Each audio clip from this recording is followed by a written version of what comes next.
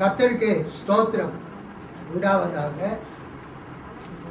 கர்த்தர் நம்மை இந்த 2026ஆம் வருஷத்தில்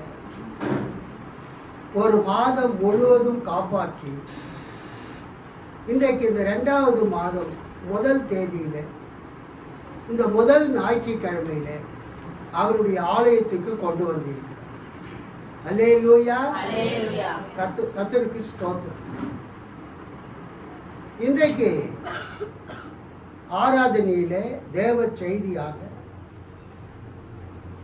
நாம் எடுத்துக்கொண்ட வேத வசனம் மத்தேயு 20வது அதிகாரம் 1 முதல் 16 வசனங்கள்.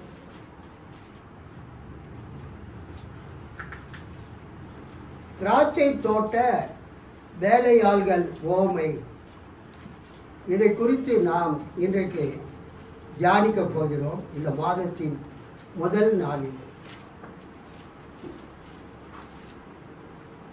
இந்த நாளுக்கு பெயர், ஒவ்வொரு ஞாயிற்றுக்கிழமைக்கும் ஒரு பெயர் இருக்கும். இந்த நாளுக்கு பெயர் என்னவென்றால் 70ஆம் நாள் என்கிற ஞாயிறு. இந்த நாளுக்கு பெயர் என்ன? 70ஆம் நாள் என்கிற ஞாயிறு. செப்துவா கேசிமா சண்டே, செப்துவா கேசிமா சண்டே, 70ஆம் நாள் என்கிற ஞாயிற்றுக்கிழமை. பழைய திருப்புதலில் இருந்து வாசிப்போம். பிறகு திருவிவிலியம் பொது மொழிபெயர்ப்பின் அடிப்படையில் நாம் பிரசங்கிப்போம். 1ஆம் வசனம் 21. பரலோக ராஜ்யம் வீட்டு எஜமான் ஆகிய ஒரு மனுஷனுக்கு ஒப்பாயிருக்கிறது. அவன் தன் திராட்சை தோட்டத்துக்கு வேலையாட்களை அமர்த்த அதிகாலையிலே புறப்பட்டான். வேலையாட்களுடன் நாளொன்றுக்கு ஒரு பணம் கூலி பேசி அவர்களை தன் திராட்சை தோட்டத்துக்கு அனுப்பினான். 3ஆம் மணி வேலையிலும் அவன் புறப்பட்டு போய் கடைத்தெருவிலே சும்மா இருக்கிற வேறு சிலரை கண்டு, நீங்களும் திராட்சை தோட்டத்துக்கு போங்கள், நியாயமானபடி உங்களுக்கு கூலி கொடுப்பேன் என்றான். அவர்களும் போனார்கள். மறுபடியும் 6ஆம் 9ஆம் மணி வேலையிலும் அவன் போய் அப்படியே செய்தான். 11ஆம் மணி வேலையிலும் அவன் போய் சும்மா நிற்கிற வேறு சிலரை கண்டு, நீங்கள் பகல் முழுவதும் இங்கே சும்மா நிற்கிறது என்ன என்று கேட்டான். அதற்கு அவர்கள், ஒருவரும் எங்களுக்கு வேலையிடவில்லை என்றார்கள். அவன் அவர்களை நோக்கி, நீங்களும் திராட்சை தோட்டத்துக்கு போங்கள், நியாயமானபடி கூலி பெற்றுக்கொள்வீர்கள் என்றான். சாயங்காலத்தில் திராட்சை தோட்டத்துக்கு எஜமான் தன் காரியக்காரனை நோக்கி, நீ வேலையாட்களை அழைத்து பிந்தி வந்தவர்கள் தொடங்கி முந்தி வந்தவர்கள் வரைக்கும் அவர்களுக்கு கூலி கொடு என்றான். அப்பொழுது 11ஆம் மணி வேலையில் வேலை அமர்த்தப்பட்டவர்கள் வந்து ஆளுக்கு ஒவ்வொரு பணம் வாங்கினார்கள். முந்தி அமர்த்தப்பட்டவர்கள் வந்து தங்களுக்கு அதிக கூலி கிடைக்கும் என்று எண்ணினார்கள். அவர்களும் ஆளுக்கு ஒவ்வொரு பணம் வாங்கினார்கள். வாங்கி கொண்டு வீட்டு எஜமானனை நோக்கி, பிந்தி வந்தவர்களாகி இவர்கள் 1 மணி நேரம் மாத்திரம் வேலை செய்தார்கள். பகலின் கஷ்டத்தையும் வெயிலின் உஷ்ணத்தையும் சகித்த எங்களுக்கு இவர்களை சமமாக்கினீரே என்று முறுமுறுத்தார்கள். அவர்களில் ஒருவனுக்கு அவன் பிரதியுத்தரமாக, சிநேகிதனே, நான் உனக்கு அநியாயம் செய்யவில்லை. நீ என்னிடத்தில் ஒரு பணத்துக்கு சம்மதிக்கவில்லையா? உன்னுடையதை நீ வாங்கி கொண்டு போ. உனக்கு கொடுத்தது போல பிந்தி வந்தவனாகி இவனுக்கும் கொடுப்பது என்னுடைய இஷ்டம். என்னுடையதை என் இஷ்டப்படி செய்ய எனக்கு அதிகாரம் இல்லையா? நான் தயாளனாய் இருக்கிறபடியால் நீ வன்கண்ணனாய் இருக்கலாமா என்றான். இவ்விதமாக பிந்தினோர் முந்தினோராயும் முந்தினோர் பிந்தினோராயும் இருப்பார்கள். அழைக்கப்பட்டவர்கள் அநேகர், தெரிந்து கொள்ளப்பட்டவர்களோ சிலர் என்றார். 17 பாருங்க. இயேசு எருசலேமுக்கு போகும்போது வழியிலே 12 சீஷரையும் தனியே அழைத்து, இதோ எருசலேமுக்கு போகிறோம், மனுஷகுமாரன் பிரதான ஆசாரியரிடத்திலும் வேத பாரகரிடத்தில் ஒப்பு கொடுக்கப்படுவார். அவர்கள் அவரை மரண ஆக்கினிக்குள்ளாக தீர்த்து அவரை பரியாசம் பண்ணவும் வாரினால் அடிக்கவும் சிலுவையில் அறையவும் புறஜாதியாரிடத்தில் ஒப்பு கொடுப்பார்கள். ஆகிலும் 3ஆம் நாளிலே அவர் உயிரோடே எழுந்திருப்பார் என்றார். அல்லேலூயா சொல்லாமா? கை தட்டி யூதர்கள் ஒரு நாளை பகல் இரவு, பகலா இருந்தாலும் இரவா இருந்தாலும் ஒரு 4 பகல்ல 12 மணி நேரம் இருக்கும். அந்த 12 மணி நேரத்தை 4 பிரிவாக பிரித்து வைத்தார்கள். அல்லேலூயா.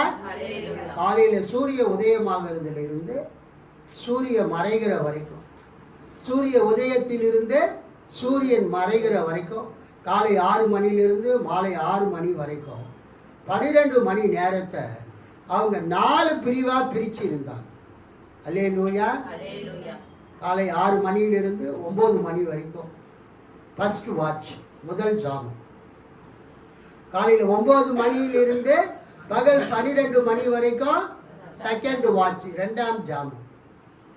பகல் 12 மணியிலிருந்து மாலை 3 மணி வரைக்கும் தேர்ட் வாட்ச், 3ஆம் ஜாமம்.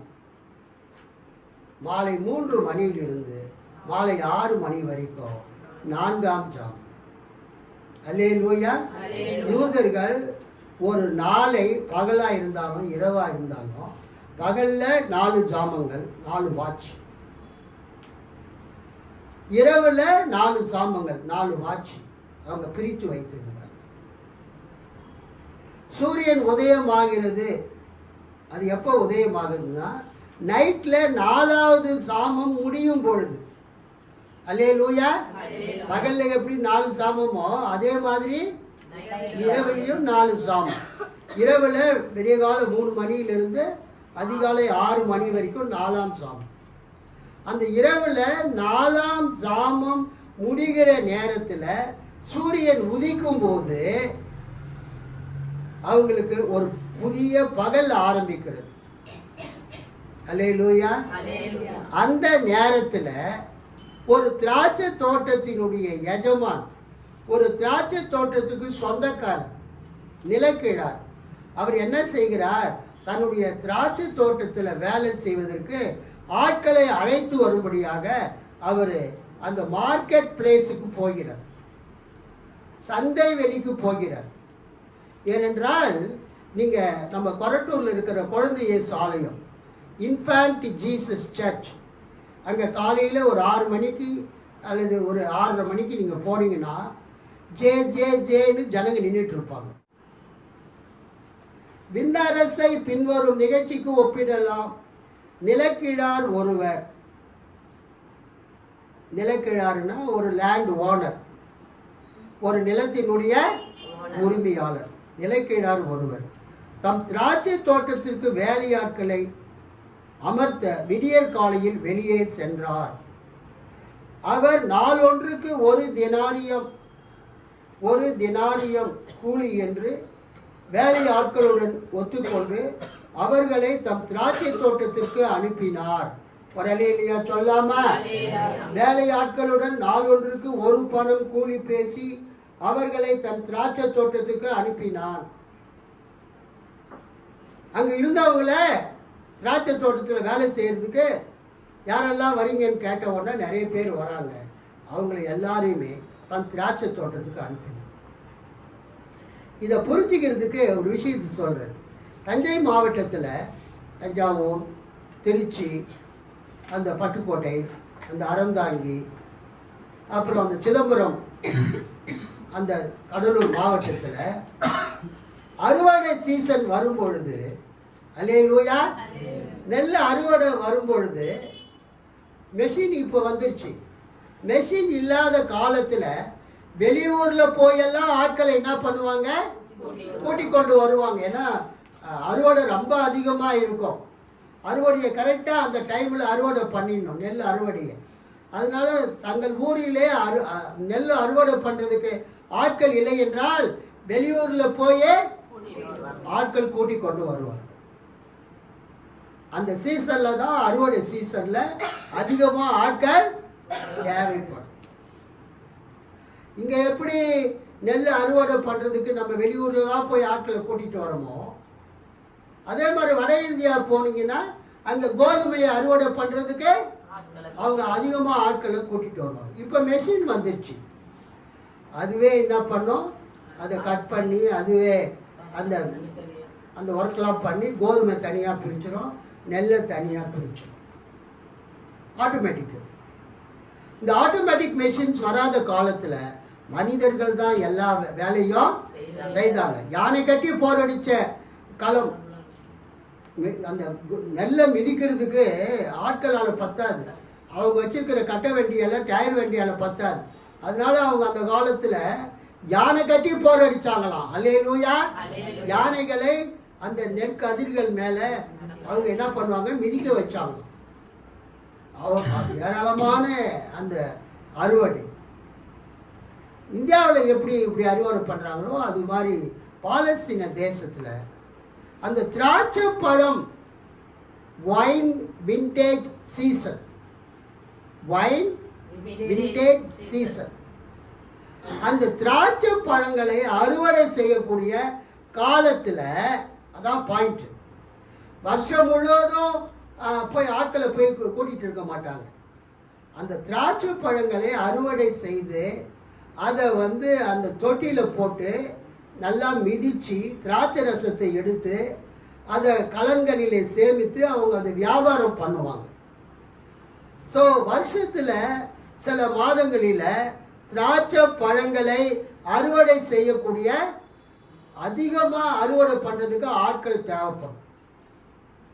திராட்சை பழங்களை அதிகமாக அறுவடை பண்ணுறதுக்கு ஆட்கள் தேவைப்படும்.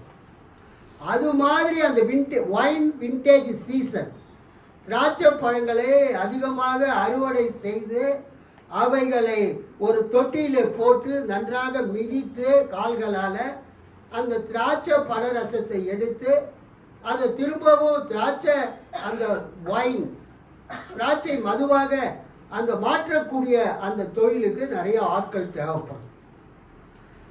ஏற்கனவே இருக்கிற ஆட்கள் போதாது, நிறைய ஆட்கள்.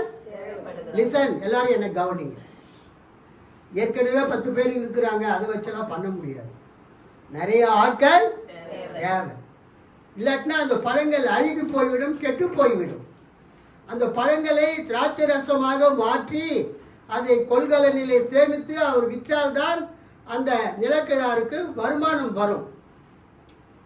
அப்போ அவர் என்ன பண்ணுறாரு, அந்த 4ஆம் ஜாமம் அதிகாலையில் எப்போ முடியுதுறான்னு காத்திருக்கிறார். 4ஆம் ஜாமம் நைட் எப்போ இருக்கு, 3 மணியிலிருந்து காலையில் சூரியன் உதிக்கிற நேரம் 6 மணி வரைக்கும் 4ஆவது சாமம். அவர் அந்த 4ஆம் சாமம் முடிகிறதுக்குள்ள அந்த நிலக்கிழார் அந்த திராட்சை தோட்டத்து உரிமையாளர் மார்க்கெட்டுக்கு வந்துடுவார், சந்தை வெளிக்கு வந்துடுவார். ஏன்னா சந்தை வெளியில் தான் ஜனங்கள்லாம் ஜாமான் வாங்கிறதுக்கு காலையிலேயே வருவாங்க. அந்த சந்தை வெளியில் தான் இந்த தினக்கூலிகள், டெய்லி லேபரர்ஸுங்க, வேலைக்காரங்க, வேலையை கேட்டு வருகிறவர்களுக்கு வேலை கொடுக்கக்கூடிய எஜமான் வரும்போது அவங்களோடு போவாங்க. இப்போ நம்ம என்ன பார்க்குறோம், இந்த நிலக்கிழார் ஒரு நல்ல மனுஷங்க. காலையிலே தூங்கி எழுந்துச்சு அவர் எங்கே போகிறாரு, சந்தைக்கு போகிறார். அங்கே நிற்கிறவங்கள பார்க்குறாரு, அவங்களோடு பேசுகிறார், அவங்கக்கிட்ட ஒரு அக்ரிமெண்ட் போடுறார். அவங்கக்கிட்ட என்ன அக்ரிமெண்ட்டு, என் வயலில் வேலை செய், நான் உனக்கு ஒரு நாள் சம்பளம் கொடுத்தேன். அல்லேலூயா. எல்லாரும் என்ன கொடுக்குறாங்களோ அந்த சம்பளத்தை நான் கொடுத்தேன். அந்த காலத்தில் எல்லாருமே 1 தினாரியம் கொடுப்பாங்க. என்ன கொடுப்பாங்க, 1 தினாரியம் சம்பளத்தை கொடுப்பாங்க. அந்த 1 தினாரியம் என்பது ஏதோ சாதாரண அமௌண்ட் கிடையாது, அது ஒரு பெரிய அமௌண்ட். இங்கே நம்ம தமிழ் பைபிளில் நாளொன்றுக்கு 1 பணம் கூலி பேசின்னு இருக்கிறதுனால அதனுடைய மதிப்பு நமக்கு தெரியாமல் இருக்குது. அந்த 1 பணம் 1 தினாரியம் என்றால் என்னன்னு நான் சொல்ல போகிறேன். அந்த காலத்தில் ரோமாபுரியில் ஒரு ரோம போர் வீரனுடைய 1 நாள் சம்பளம் இருக்கு. ரோமாபுரியில் ஒரு ரோமன் சோல்ஜர், ரோம அந்த சேனையில் இருக்கக்கூடிய ஆர்மியில் இருக்கக்கூடிய ஒரு ரோம போர் வீரனுடைய சம்பளம் ஒரு தினாரி. அல்லேலூயா. ஒரு ஒரு சோல்ஜருக்கு, ஒரு போர் வீரனுக்கு என்ன சம்பளம் கொடுக்குறாங்களோ அதே சம்பளத்தை தான் பாலஸ்தீன தேசத்தில் ஒரு வயல்வெளியில் காலையில் 6 மணியிலிருந்து சாயந்தரம் 6 மணி வரைக்கும் 12 மணி நேரம் வேலை செய்கிற ஒரு விவசாயிக்கு தருவாங்க. நீ போர் வீரனாக இருந்தாலும் ஒரு தினாரியம், நீ வயல்வெளியில் போய் வேலை செஞ்சாலும் ஒரு தினாரியம். அது ஒரு லார்ஜ் சம் ஆஃப் மணி, அது ஒரு அதிக தொகையுள்ள ஒரு பணம். கிரேக்க நாட்டில் ஒரு திராக்மா, ரோமர்கள் ஒரு பணம் கொடுத்தாங்க, ஒரு தினாரியத்தை கொடுத்தாங்க. கிரீஸ் நாடு, கிரேக்க நாட்டில் ஒரு திராக்மா என்ற பணத்தை கொடுத்தாங்க. திராக்மா, ஒரு திராக்மா. பழைய ஏற்பாட்டுக்கும் புதிய ஏற்பாட்டுக்கும் இடையில் பல நூல்கள் எழுதப்பட்டன. அவைகள் பைபிளில் வைக்கப்படவில்லை. ரோமன் கத்தோலிக்க பைபிளில், ஆர்த்தடாக்ஸ் சர்ச் பைபிளில் அவைகள் இருக்கிறது. அதில் ஒரு புத்தகத்து பெயர் என்னன்னா தோபித்து. அந்த தோபித்து 5ஆம் அதிகாரம் 15ஆம் வசனத்தில் தோபித்து அசரியா என்பவருக்கு, நான் உனக்கு ஒரு நாளைக்கு ஒரு திராக்மா சம்பளம் கொடுக்குறேன்னு சொல்வார். அல்லேலூயா. ஆக்சுவலாக புரொட்டஸ்டன்ட் சர்ச்சில் தள்ளுபடி ஆகுமத்தை நம்ம படிக்கிறது இல்லை, பிரசங்கத்தில் பயன்படுத்துறது இல்லை. ஆனால் இது போன்ற ஆராய்ச்சிக்காக நம்ம ரெஃபர் பண்ண வேண்டிய ஒரு கட்டாயம் இருக்கிறது. ரோமாபுரியில் ரோம போர் சேவகர்கள் ஒரு நாள் வேலை செஞ்சால் ஒரு தினாரியம் அமௌண்ட் ஆஃப் வெள்ளி, சமமான வெள்ளி காசை வாங்கிக்கிறோம். அதே தான் கிரேக்க நாட்டில் கிரேக்கர்கள் ஆட்சி புரிந்த பிறகு ஒரு திராக்மா காசு கூலியாக கொடுக்கப்பட்டது. பாலஸ்தீன தேசத்தில் ஒரு தினாரியம் கொடுக்கப்பட்டது. அது போர் வீரர்களுக்கு கொடுக்கப்பட்ட பணமாக இருந்தாலும், அல்லது வீட்டில் அல்லது ஆலயத்தில் வேலை செய்கிற ஒரு நபருக்கு கொடுக்கப்பட்ட, அலுவலகத்தில் வேலை செய்கிற நபருக்கு கொடுக்கப்பட்ட பணமாக இருந்தாலும், திராட்சை தோட்டத்தில் வேலை செய்கிற ஒரு கூலிக்காரருக்கு கொடுக்கப்பட்ட பணமாக இருந்தாலும், ஒரு திராக்மா, ஒரு தினாரியம், ஒரு ஒரு ஒரு பணம், ஒரு பென்னி, அது ஓரளவுக்கு கணிசமான பணம். அல்லேலூயா. It's a large amount of money, large sum of money. அந்த பணத்தை வச்சு நம்ம ஏதாவது என்ன பண்ணலாம், நிறைய காரியங்கள்லாம் வாங்கி சமைச்சு சாப்பிடலாம், அல்லது வேறு ஏதாவது செய்யலாம். ஸோ அந்த திராட்சை தோட்டத்து உரிமையாளர் அங்கே நின்றவர்களோடு என்ன பண்ணுறாரு, ஒப்பந்தம் பண்ணுறாரு. எவ்வளோ கொடுக்குறன்னு ஒப்பந்தம் பண்ணுறாரு, ஒரு தினாரியம். அவங்க என்ன பண்ணாங்க, ஒப்புக்கொண்டாங்க. இந்த வசனம் முக்கியமானது. இந்த அதிகாரத்தில் இந்த ஒரு இடத்துல மட்டும்தான் அந்த திராட்சை தோட்டத்துக்காரர் வேலைக்காரர்களோட அக்ரிமெண்ட் போடுறார்.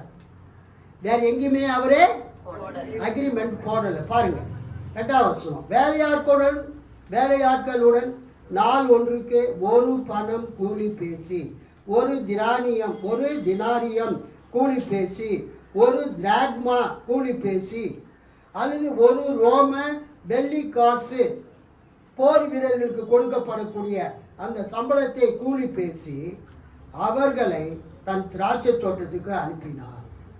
அல்லேலூயா. ஸோ காலையில் 6 மணிக்கு அந்த சந்தை வெளியில், அந்த மார்க்கெட் பிளேஸில், எங்கள் ஊரில் சந்தை தோப்புன்னு சொல்லுவோம் அந்த மார்க்கெட்டை, அந்த சந்தை தோப்பில், ஏன்னா மரங்கள் நிறையா இருக்கும், கீழே வியாபாரிகள் காய்கறி, பழங்களை, மீன்களை, கறிகளை விற்பாங்க. அந்த மார்க்கெட்டில் அங்கே நின்று கொண்டிருந்தவங்களுக்கு அவர் கூலி பேசி வேலைக்கு அனுப்பிச்சிட்டார். அல்லேலூயா சொல்லாமா? அந்த காலத்தில் காலை நேரத்தில், அது கிரேக்க நாடாக இருந்தால் அகோரா அப்படின்னு சொல்லுவாங்க மார்க்கெட்டை. கிரீஸ் நாட்டில், கிரேக்க நாட்டில், மாசிடோனியாவில் அங்கே வசித்த கிரேக்கர்கள் தங்களுடைய மார்க்கெட்டுக்கு என்ன பேர் வச்சுருந்தாங்க, அகோரா. அகோரானா மார்க்கெட் பிளேஸ். ரோமாபுரியில், ரோம் நகரத்தில், ரோம பேரரசில், ரோமர்கள் வசித்த இடங்களில் மார்க்கெட்டுக்கு பேர் ரோமன் போரம். ரோமன் போரம் என்று பெயர். நம்முடைய ஆசியா கண்டத்தில் கிழக்கத்திய நாடுகளில் சந்தை இல்லை, சந்தை தானே, சந்தை கூடுகிற இடம்.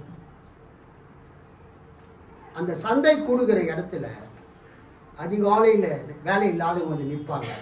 அவங்கள அந்த திராட்சை தோட்டத்து உரிமையாளர் அழைத்து கொண்டு செல்வார். அல்லேலூயா சொல்லாமா?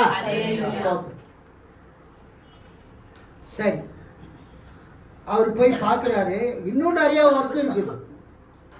வந்தவங்க பத்தாது. கரெக்ட். வேலைக்கு வந்தவங்க ஆள் பத்தாது. அப்போ அவர் என்ன பண்ணுறாருன்னா திரும்பவும் 9 மணிக்கு போகிறார். அல்லேலூயா. யூதர்கள் என்ன பண்ணுவாங்க, சூரியன் உதயமாகிறது 0 டைம். காலை 9 மணிக்கு 3 மணி, பகல் 12 மணிக்கு 6 மணி, சாயந்தரம் 3 மணிக்கு 9ஆம் மணி, சாயந்தரம் 5 மணிக்கு பொழுது போகிறதுக்கு முன்னால், சூரியன் மறையிறதுக்கு முன்னால் 1 மணிக்கு, 11ஆம் மணி சூரியன் மறைந்த பிறகு 12ஆம் மணி ஒரு பகல் முடிந்து விட்டது. இப்படிப்பட்ட ஒரு டைமை அவங்க ஃபாலோ பண்ணாங்க. சூரியன் உதயமாகிறது காலை 6 மணி, சூரியன் அஸ்தமிக்கிறது மறையிறது மாலை 6 மணி. மற்ற ஒவ்வொரு மணியும் 7, 8, 9, 10 அப்படி வந்து கடைசியில் 3, 4, 5, 6, 12 மணி என்று கணக்கிடுவார். ஒரு பகலில் 4 பிரிவு, 9, 12, 3, 5. 3ஆம் மணி, 6ஆம் மணி, 9ஆம் மணி, 11ஆம் மணி. 12ஆம் மணியில் வேலை முடிஞ்சிடும். சூரியன் மறைஞ்சிடும். சூரியன் மறைஞ்சிட்ட பிறகு என்ன பண்ண முடியாது, இருட்டாயிடும். ஸோ இவர் என்ன பண்ணுறாரு, 5ஆம் வசனம், 3ஆம் மணி கவனிங்க. 3ஆம் மணி வேலையிலும் அவன் புறப்பட்டு போய் கடை தெருவிலே, மார்க்கெட் பிளேஸிலே, அகோராவிலே, அந்த ரோமன் போரத்திலே, மார்க்கெட் பிளேஸிலே, கடை தெருவிலே சும்மா நிற்கிற, தட் மீன்ஸ் அவங்களுக்கு வேலை இல்லை, சும்மா கையை கட்டி நின்றுட்டு இருக்கிறாங்க, பேசிட்டு இருக்கிறாங்க. சும்மா நிற்கிற வேறு சிலரை கண்டு அங்கே நிற்கிற மக்களை பார்த்துட்டு, நீங்களும் திராட்சை தோட்டத்துக்கு போங்க, என் திராட்சை தோட்டத்தில் நிறைய அறுவடை இருக்குது, நிறைய பழங்களை பறிக்க வேண்டி இருக்குது, எல்லாம் கொத்து கொத்தா தொங்கிட்டு இருக்குது, நீங்களும் போங்க. அதை பறித்து அந்த தொட்டியில் போட்டு அதை மிதித்து அந்த சாரை பிழிஞ்சி அது குடங்களிலே பிடித்து, கொள்கலனிலே பிடித்து அதை திராட்சை மதுவாக்கி நான் வியாபாரிகளிடத்துல விற்க வேண்டும், விற்றால்தான் எனக்கு பணம் வரும். வேலை ரொம்ப ஜாஸ்தியாக இருக்குது, இந்த வருஷம் நிறைய பழங்கள் பழுத்து விட்டது, வேலைக்கு போங்க அப்படின்னு சொல்லிட்டு, நீங்களும் திராட்சை தோட்டத்துக்கு போங்கள், நியாயமானபடி உங்களுக்கு கூலி கொடுப்பேன் என்றான். அவர்களும் போனார்கள். இங்கே அவர் அக்ரிமெண்ட் போடுறாரா? உங்களுக்கு 1 தெனாரியம் கொடுப்பேன் என்றாரா? 1 திராகமா கொடுப்பேன் என்கிறாரா? 1 ரோமன் வெள்ளிக்காசு கொடுப்பேன் என்கிறாரா? எதுவுமே சொல்ல. அவர் என்ன சொல்றாரு, நீங்க போய் வேலை செய்யுங்க, நியாயமானபடி உங்களுக்கு கூலி தருவேன். 5ஆம் வசனம், மறுபடியும் 6ஆம் 9ஆம் மணி வேலையிலும் அவன் போய் அப்படியே செய்தான். 9 மணிக்கு, பகல் 12 மணிக்கு, சாயந்தரம் 3, 12க்கு அடுத்தது 3. அவர் சொல்ற வார்த்தையை பார்த்தீங்கன்னா, உங்களுக்கு நியாயமானபடி கூலி தருவேன். உட்காரு, நியாயமானபடி உங்களுக்கு கூலி தருவேன். அந்த வார்த்தை ரொம்ப ரொம்ப இம்பார்ட்டன்ட். இந்த 20ஆம் அதிகாரத்தில் வரக்கூடிய அந்த திராட்சை தோட்டத்து உரிமையாளர் ஒரு மிகவும் ஒரு நல்ல மனுஷனாக இருக்கிறார். படிக்கும்போதே ஐயோ இவ்வளோ ஒரு நல்ல இல்லை என்ன இளவரசி, ஒரு நல்ல மனுஷனாக இருக்கிறாரு, மனிதர்கள் மீது இறக்கப்படக்கூடிய ஒரு நேர்மையான மனிதராக இருக்கிறாரு. அந்த வேலைக்காரங்க யாரும், ஐயா நாங்கள் ரொம்ப பாவம் ஐயா, ஏழுங்க ஐயா, தலை காஞ்சவங்க ஐயா. எங்கள் ஊரில் தலை காஞ்சவன்னு சொல்லுவாங்க. தலை காஞ்சவனா என்ன அர்த்தம்னா, தலையில் தடவுறதுக்கு எண்ணெய் கூட வாங்கிறதுக்கு வழி இல்லாது. எனக்கு ஒரு நல்ல வாத்தியார் இருந்தார், 7th படிக்கும்போது. எம் ரத்தினவேல், ரத்தினவேல். அவர் எங்கள் ஹாஸ்டலில் படிக்கிற பசங்கள்லாம் பார்த்துட்டு, டேய் நீங்கள் எல்லாம் காலையில் 7 மணிக்கு என் வீட்டுக்கு ஜன்னல்கிட்ட வந்து நில்லுங்கன்னுவார். எம்ஆர் சார்ன்னு சொல்லுவாங்க ஷார்ட்டாக, எம் ரத்தினவேல். அவர் ஒரு 10-15 பசங்க போவாங்க. உடனே அவர் ஒரு பெரிய பாட்டிலில் நல்லெண்ணெயை கொண்டு வந்து எல்லார் தலையிலையும் ஊற்றி, என்னடா இப்படி தலை காஞ்சி கிடக்குறீங்களே, ஒரு எண்ணெய் பாட்டில் வாங்கி எண்ணெய் தேய்க்கக்கூடாதான்னு சொல்லிட்டு ஊற்றி போடா, ஒரு 10 நாள் 15 நாளைக்கு இது எண்ணெய் தாங்கிட்டு தலையில் ஊற்றி அவரே 2 கையில் தேய்ச்சி விடுவார். ஒரு சிறந்த ஆசிரியர், ஒரு இந்து. பாருங்கள், இன்றைக்கி நான் அவரை பற்றி பேசுகிறேன். 73ஆம் வருஷம் நான் 7th ஸ்டாண்டர்ட் படித்தேன். 72, 73 6வது, 73, 74 7வது. மாணவர்கள் மீது அவ்வளவு அன்புடையவர். எண்ணெயை ஊசி நல்லா தேய்ச்சிப்போம். பிரைஸ் எல்லாம் கர்த்தர் எனக்கு கொடுத்த நல்ல ஆசிரியர்களுக்காக நான் நன்றி செலுத்தேன்.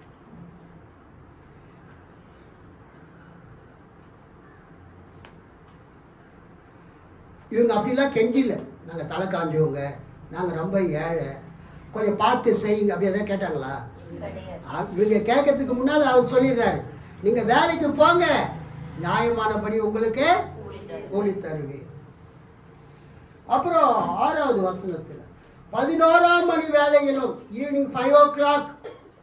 ஸ்டீபன் பிரதர் எத்தனை மணிக்கு? சாயந்தரம் 5 மணிக்கு. வேலை எத்தனை மணிக்கு முடியும்?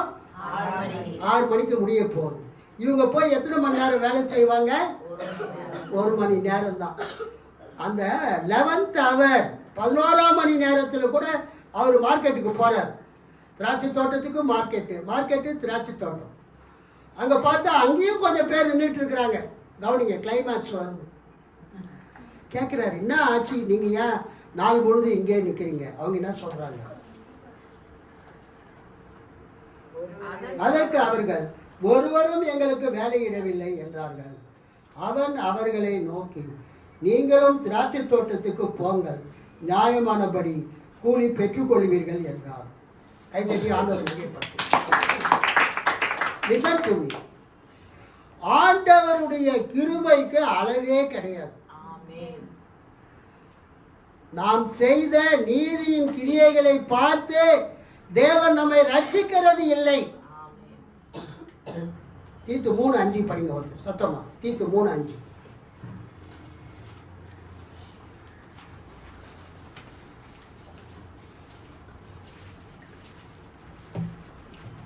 தீத்து எங்க இருக்குதுன்னு தேடிக்கிறீங்களா?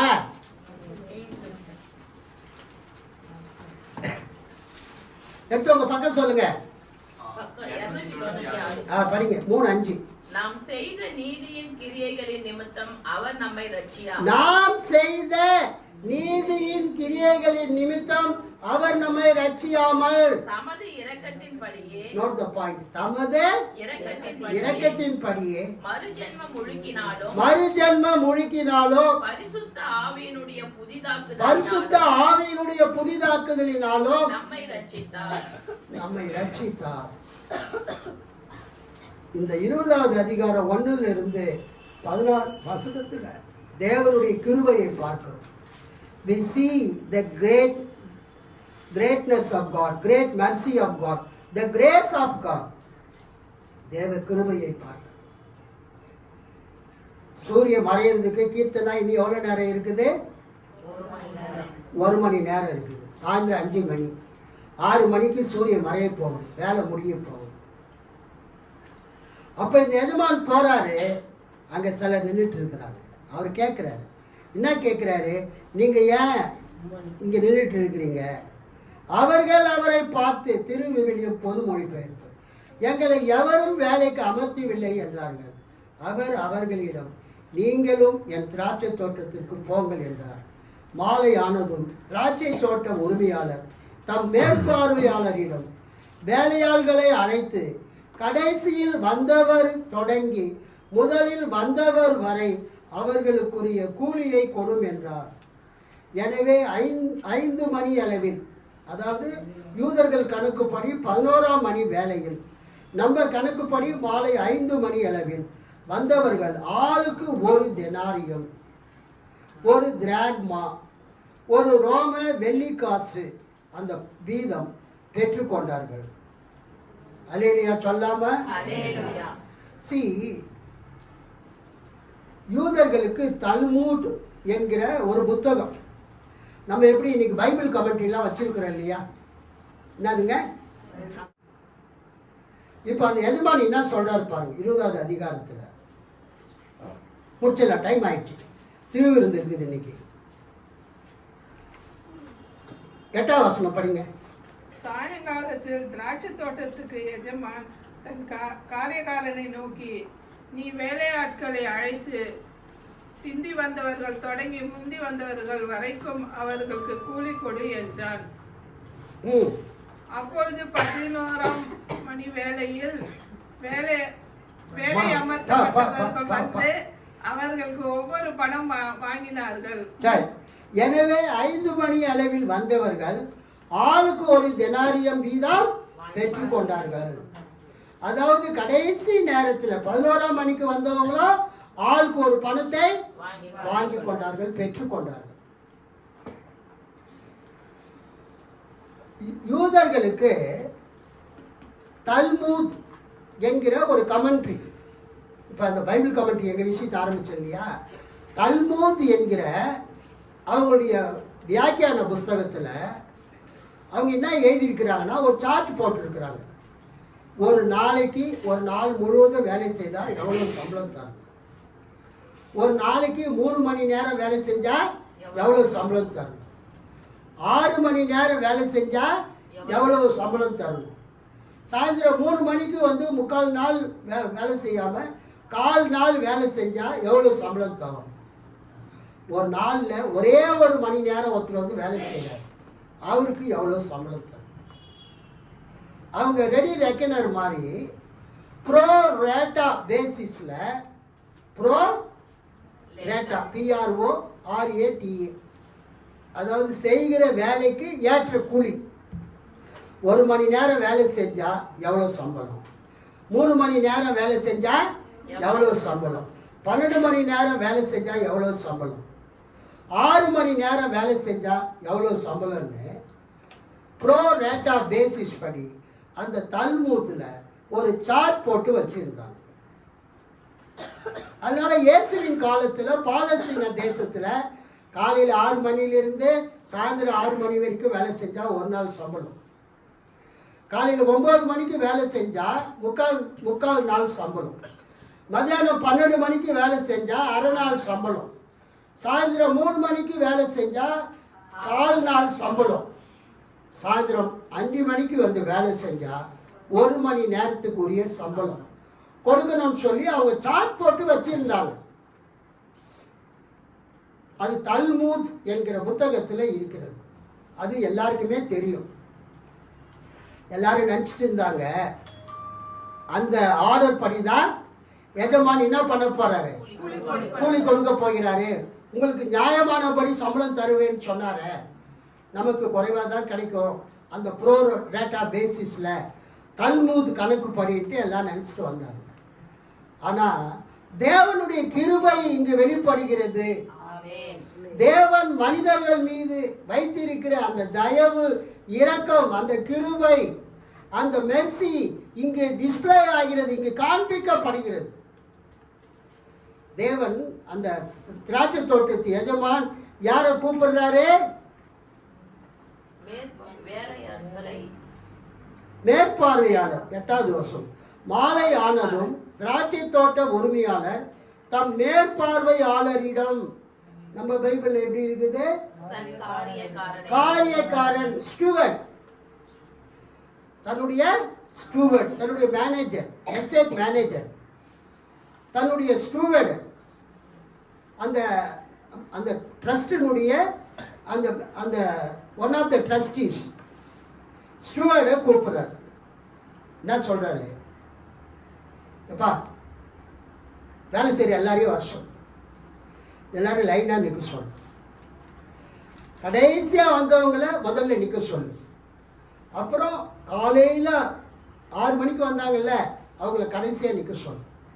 பிந்தி வந்தவர்கள் தொடங்கி முந்தி வந்தவர்கள் வரைக்கும் எல்லாருக்குமே ஒரு தினாரியத்தை ஒரு பணத்தை கூலி கொடு என்கிறார். ஏன்னு சொன்னால் யூதர்களுடைய அவங்க பைபிள் அதாவது உபாகமம் 24 அதிகாரம் 15 வசனம் எல்லாரும் எடுத்துங்க, முக்கியமானது. உபாகமம் 24:15 படிங்க. சீக்கிரம் டைம் ஆயிடுச்சு. படிமா. அவன் வேலை செய்த நாளில் தானே பொழுது போகும் முன்னே அவன் கூலியை அவனுக்கு கொடுத்து விட வேண்டும். அவன் ஏழையும் அதின் மேல் ஆவலுமாய் இருக்கிறான். அதை கொடாவிட்டால் அவன் உன்னை குறித்து கர்த்தரை நோக்கி முறையிடுவான். அது உனக்கு பாவமாய் இருக்கும். சரி, அவரது கூலியை அந்தந்த நாளில் கொடுத்து விடு. கதிரவன் சூரியன் மறையும் முன்னே கொடு. சம்பளத்தை எப்போ கொடுக்கணுமா? சில்லறையா இல்லை, 500 ரூபாயா இருக்குது. நீ காலையில் வரியா, காலையில் குத்திட்டு மாடலாம் கேட்கக்கூடாது. இந்த பணக்காரங்க பண்ணுற அட்டகாசம் இருக்குது, அது கொஞ்சம் நெஞ்சம் கிடையாது. வேலைக்காரங்களுக்கு சம்பளம் கொடுக்கவே மனசு வராது சிலருக்கு. பார்த்துருக்கிறீங்களா? நான் பார்த்துருக்கிறேன். அவங்க ஆமான்றாங்க. 500 500 2000 2000 1000 வச்சுருந்தவங்களுக்கு ஒரு 200 ரூபா வேலைக்காரிக்கு கொடுக்கறதுக்கு மனசு வராது. சில்லறை இல்லை.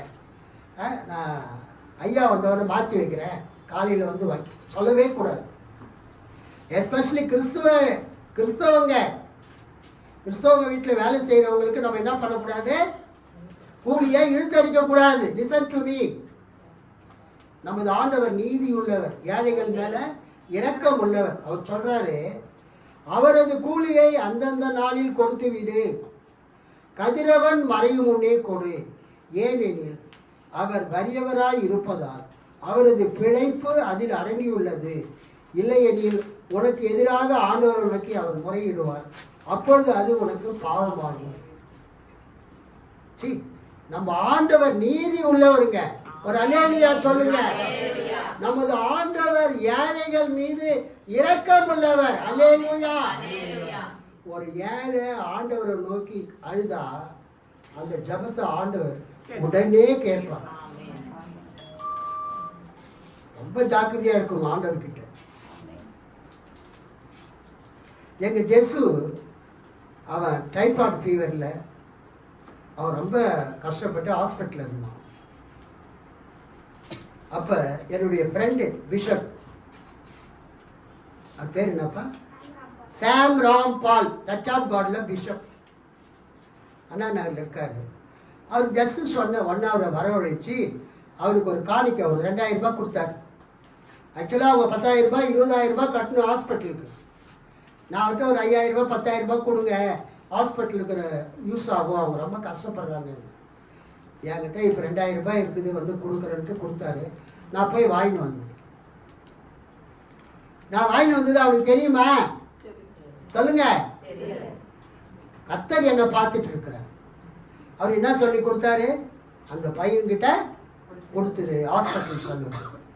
நான் வந்து அதை அந்த பையன்கிட்ட கொடுத்து அவனை தேங்க் பண்ண வச்சு வீடியோ ரெக்கார்ட் பண்ணி அவருக்கு அனுப்பிச்சிட்டேன்.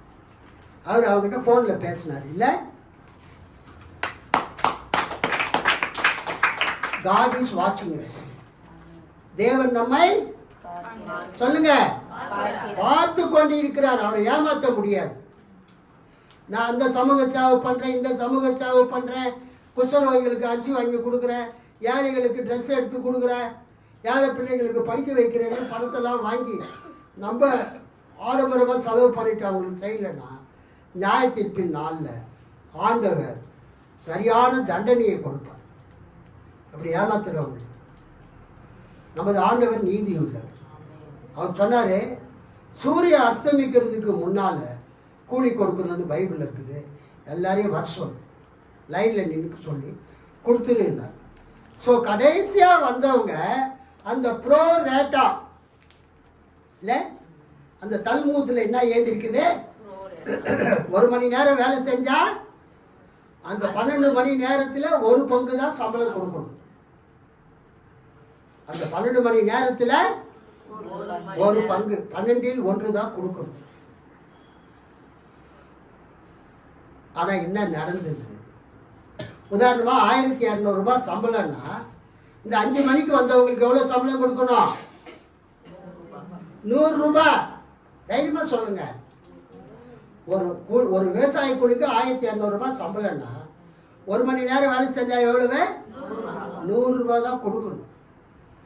ஆனால் அந்த ஸ்டூடெண்ட், அந்த மேற்பார்வையாளர், அந்த கண்காணிப்பாளர் எவ்வளவு கொடுத்தாரு?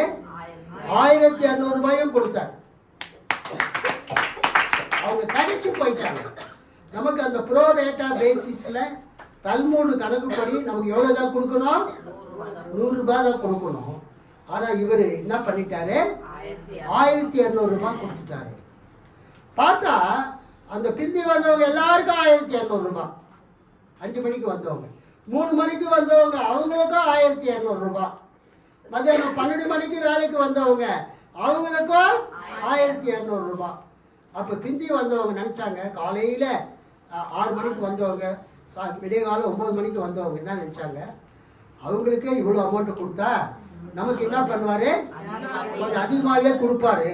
ஏன்னா பகலில் இவ்வளோ பயங்கரமான ஸ்கார்ச்சிங் ஹீட், சுட்டரிக்கிற வெயில், கிழக்கு காற்றுன்னு ஒன்று வீசும். அந்த கிழக்கு காற்று அப்படி நெருப்பு மாதிரி வீசும், கீழ்காற்று.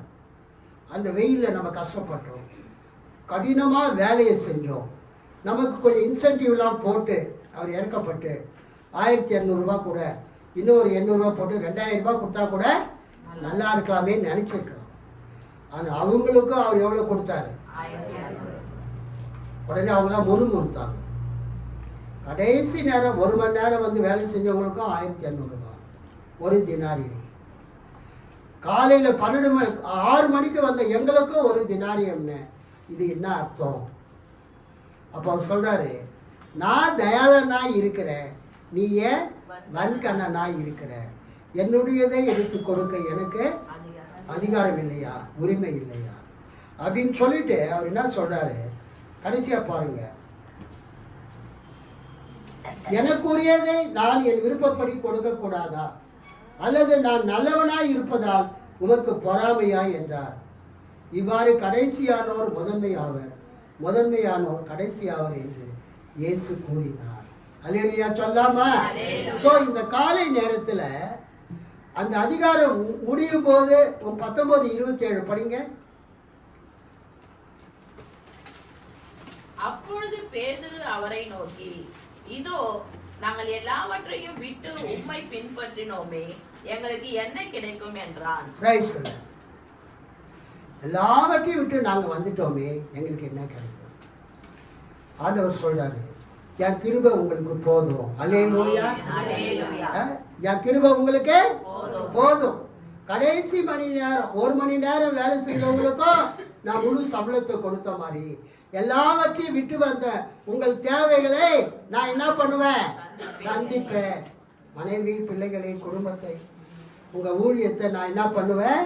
ஆசீர்வதிப்பேன். அந்த முறுமுறுக்கிறாங்க, நாங்கள் பகல் முழுதும் வேலை செஞ்சோமே, பகலினுடைய கடுமையான உஷ்ணம், கடுமையான வேலையை எங்களுக்கு அவங்களுக்கு சமமாக்கிட்டீங்களேன்னு முறுமுறுத்தாங்க. அந்த கெட்டகுமாரன் கதையில் இளையகுமாரனை அப்பா அணைத்து கொண்டார். ஆனால் மூத்த குமாரன் என்ன பண்ண, நான் வீட்டுக்குள்ளே வரமாட்டேன் அப்படின்னு சொல்லிட்டு முறுமுறுக்கணும். அது மாதிரி தான் இவங்களும் முறுமுறுத்தாங்க. ஆனால் தேவனுடைய ராஜ்யத்தில் யாரும் முறுமுறுக்க தேவையில்லை. எல்லாருக்கும் தேவன் என்ன செய்கிறார்? நீதி செய்கிறவராய் இருக்கிறார். கடைசியாக செயின்ட் கிரிகோரி அப்படின்னு ஒரு பேராயர் இருந்தார். அவர் சொன்னார், முந்தினோர் பிந்தினோரும் பிந்தினோர் முந்தினோர்னா இதில் யார் முந்தினோர் யார் பிந்தினோர்னு பார்த்தா, பழைய ஏற்பாட்டிலே தேவனுடைய அழைப்புக்கு உள்ளானவர்கள் யூதர்கள், இஸ்ரவேலர்கள், அவர்கள் முந்தினோர்கள். இயேசு 5ஆம் மணி நேரத்தில் சாயந்தரம் 11 மணிக்கு அவர் உலகத்துக்கு வந்தார், சுவிசேஷத்தை அறிவித்தார். நிறைய புறஜாதிகள் இயேசுவை ஏற்றுக்கொண்டார்கள். அந்த புறஜாதிகள் தான் சபை. அந்த புறஜாதிகள் தான் சபை. சபைக்கு வருகிறவர்கள் தான் அந்த 11ஆம் மணி நேரத்திலே அழைக்கப்பட்டவர்கள், 5ஆம் மணி நேரத்திலே அழைக்கப்பட்டவர்கள். அவர்களுக்கு தேவனுடைய கிருபையினால முந்தி அழைக்கப்பட்டவர்களுக்கு என்ன கொடுக்கப்பட்டதோ அதே பிந்தி அழைக்கப்பட்டவர்களுக்கும் கொடுக்கப்பட்டது. ஸோ முந்தி யூதர்கள் அழைக்கப்பட்டாலும் பிந்தி சபை வந்தாலும் புறஜாதிகள் வந்தாலும் புறஜாதிகள் தேவனுடைய கிருபையை முதலாவது பெற்றுக்கொண்டார்கள். முந்தி வந்தவர்களாகிய யூதர்கள் இஸ்ரவேலர்கள் பின்னால் போய்விட்டார்கள். அல்லேலூயா. புறஜாதிகளுக்கு சுவிசேஷம் அறிவிக்கப்பட்டதை யூதர்கள் ஏற்றுக்கொள்ளவில்லை. அப்போஸ்தலர் 13:45-46 சத்தமா படிங்க. அப்போஸ்தலர் 13:45-46. இன்னொருத்தர் 1 தெசலோனிக்கே 2:16 படிங்க. அப்போஸ்தலர் 13:45-46. யூதர்கள் ஜனக்கூட்டங்களை கண்டபோது பொறாமையினால் நிறைந்து பவுலினால் சொல்லப்பட்டவைகளுக்கு எதிரிடையாய் பேசி விரோதித்து தூஷித்தார்கள். அப்பொழுது பவுலும் பர்னபாவும் தைரியம் கொண்டு அவர்களை நோக்கி, முதலாவது உங்களுக்கே தேவ வசனத்தை சொல்ல வேண்டியதாய் இருந்தது.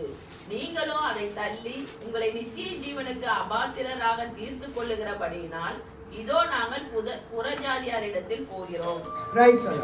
1 தெசலோனிக்கே 2:16. புறஜாதியார் ரட்சிக்கப்படுவதற்கு நாங்கள் அவர்களோட பேசாதபடிக்கு தடை பண்ணினார்கள். இவ்விதமாய் எல்லா காலத்திலும் தங்கள் பாவங்களை நிறைவாக்குகிறார்கள். அவர்கள் மேல் கோபாக்கினை பூரணமாய் வந்திருக்கிறது. ஆமென். முந்தி வந்தவர்கள் யூதர்கள், முந்தி வந்தவர்கள் இஸ்ரவேலர்கள், பிந்தி வந்தவர்கள் தேவனுடைய சபையா புறஜாதிகள் ரட்சிப்புக்குள் வந்தார்கள். ஸோ தேவன் நியாயம் தீர்க்கும் போது யாருக்கு முதலிடம் கொடுக்கிறார், ப்ரிஃபரன்ஸ் கொடுக்கிறார்? பிந்தி வந்தவங்களாகிய தேவனுடைய சபையாருக்கு முக்கியத்துவம் கொடுக்கிறார். நம்ம புதிய ஏற்பாட்டின் காலத்தில் புறஜாதிகாராக இருக்கிறோம். இயேசுவின் சுவிசேஷத்தை ஏற்றுக்கொண்டு தேவனுடைய பிள்ளைகளாக மாறணும். தேவனுடைய சபையாக இருக்கிறோம். கர்த்தராகிய இயேசு கிறிஸ்து இந்த ஓமையில் கண்காணியாராக இருக்கிறார். பிதாவாகிய தேவன் திராட்சை தோட்டத்தை உரிமையாளராக இருக்கிறார். இயேசு கிறிஸ்து ஸ்டூவர்ட், கண்காணியாளராக இருக்கிறார். அவர்தான் எல்லாருக்கும் வெகுமதிகளை கூலியை கொடுக்கிறவராக இருக்கிறார். நம்முடைய நியாய தீர்ப்பை கொடுக்கிறவர் கர்த்தராகிய இயேசு கிறிஸ்து. பிந்தி வந்தவர்களாகிய புறஜாதியராகிய நமக்கு இயேசு கிருபை கொடுக்கிறார். அல்லேலூயா. தீத்து 3:5 தான் இதுக்கு ஏற்ற சரியான வசனம். இந்த நாளிலே கர்த்தர் நமக்கு கொடுத்த கிருபைக்காக ஆண்டவருக்கு நாம் நன்றி செலுத்துவோம். அல்லேலூயா, அல்லேலூயா, அல்லேலூயா. God bless you all. Amen.